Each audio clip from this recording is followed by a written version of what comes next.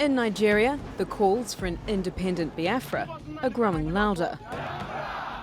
Increasing tensions between separatists and the government, which says the country's unity is non-negotiable. I was distressed to notice that some of the comments have crossed our national red lines by daring to question our collective existence as a nation. This is a step too far. Earlier this month, the Nigerian military classified the main pro-independence group, the Indigenous People of Biafra, or IPOB, a terrorist organisation. The group's leader, Nnamdi Kanu, was released on bail in April after nearly 2 years in prison without trial. And his fight for a referendum on independence is gaining momentum.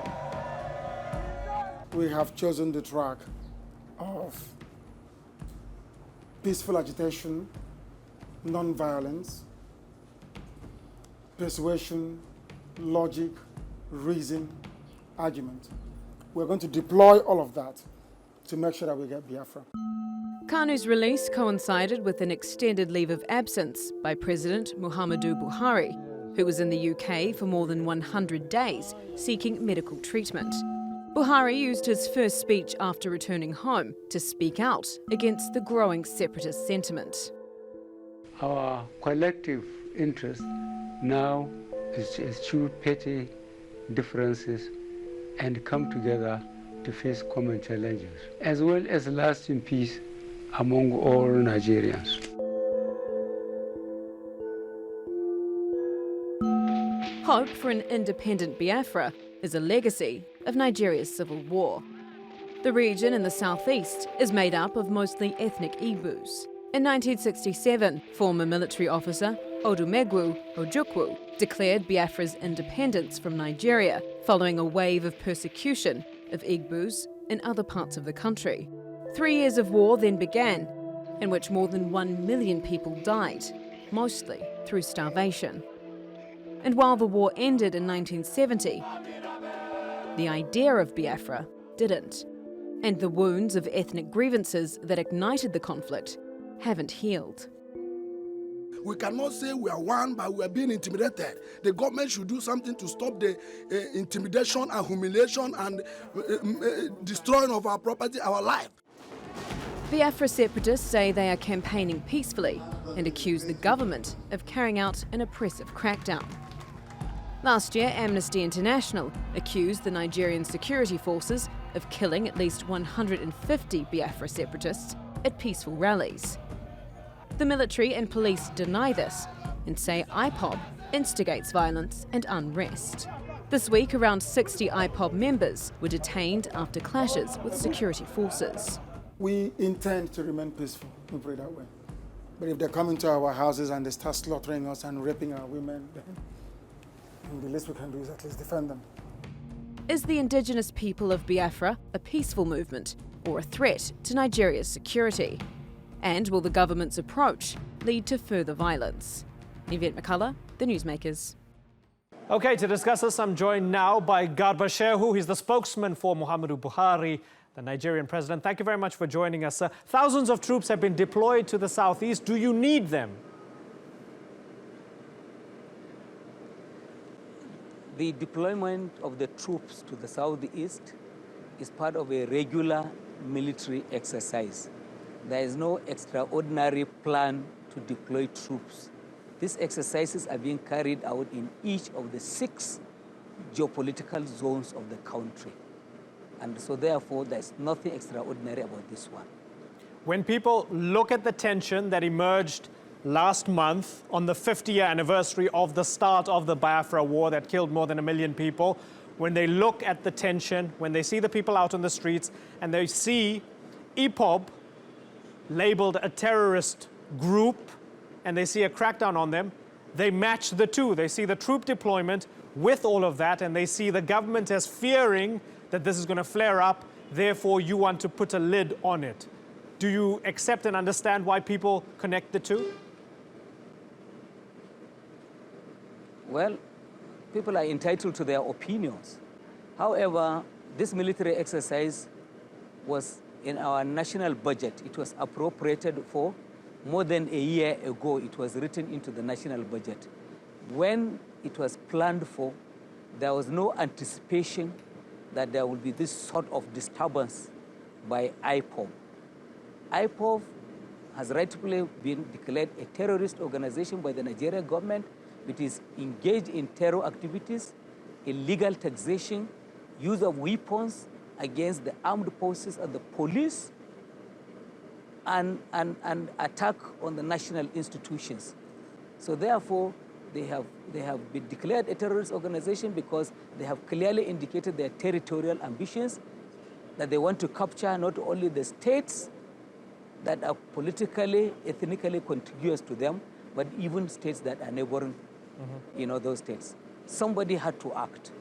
So let's just put aside those who might have attacked the police and look more generally at some of the grievances of some of the people there.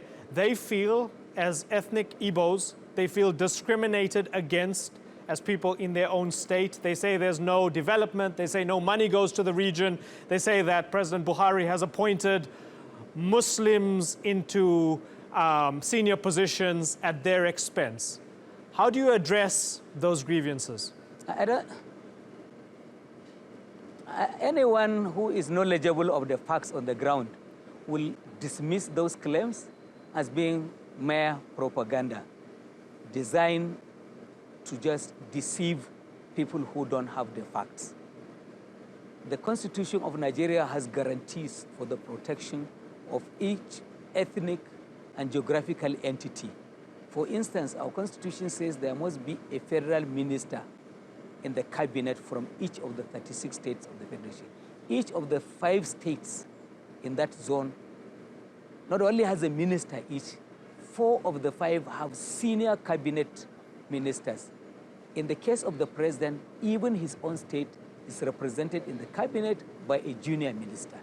So all this talk about discrimination is politically motivated in order to black paint the government of President Muhammadu Buhari. Let me give you the president's words himself, and you would know these words. You're his spokesman. He said, naturally, the constituencies that gave me 97% of the vote cannot, in all honesty, be treated in the same way as constituencies that gave me 5%. I think this is a political reality. Those are his words, not mine. So with that in mind, can you understand why these people feel as if they're being punished for not voting for Buhari? I was present in the hall in the United States in Washington where he made this statement. This was extrapolated out of the context. He said, usually, normally, in the norm of politics, if they give you 95%, you expect to give them this kind of support. But he said, in my own case, I'm going to abide by the Constitution to ensure that nobody is left out. So please, the entire statement should be taken in its full context. Do you consider Nnamdi Kanu, the leader of this IPOB group, a terrorist? Or can you talk to him at least? The laws of Nigeria are very clear about that. A court of Nigeria has determined that already. So I have no personal opinion on the matter. But the more the government cracks down on him and his group, the more people seem to rally around him based on ethnicity and based on identity in a region that has a history of trouble based on that. So maybe would you consider that's perhaps a bad idea? No, on the contrary. Since the declaration of IPOB as a terrorist group, calm has returned to the region. And don't forget that it is not the government and the center that alone proscribed the IPOB. The governors of the 5 states in that region collectively determined that IPOB is an illegal organization. So there is consensus of opinion between the rulers of that region and the government and the center. I want to ask you your opinion on what former Vice President Atiku Abubakar said recently. Now, I understand he's likely a presidential contender. He has a dog in this fight. But he said he's in favor of meeting the demands for a looser federation of Nigeria's states, of giving some of these restive regions more autonomy. What do you think of that? Nigeria is a democratic country. Individuals are entitled to hold opinions. Is that a good idea? Whether good or bad, it's an opinion held by an individual. It is guaranteed by our constitution. He's entitled to his opinion. If I can ask you to respond to what Nnamdi Kanu said to the BBC, he said, basic human development, basic economic development, basic social development can no longer be attained for the simple reason that there exists in the polity mutual suspicion, mutual hatred, mutual resentment. Again, this man is using the fact that this region is underdeveloped to push his agenda. Isn't it in the government's interest to push and perhaps inject more money and development into the region so that he doesn't have a well of grievances from which to draw his support? Government is doing everything it can to improve, to bring development to that region and to all other parts of the country. Okay, Garba Shehu, I thank you very much for coming on the Newsmakers. Thank you very much for joining us.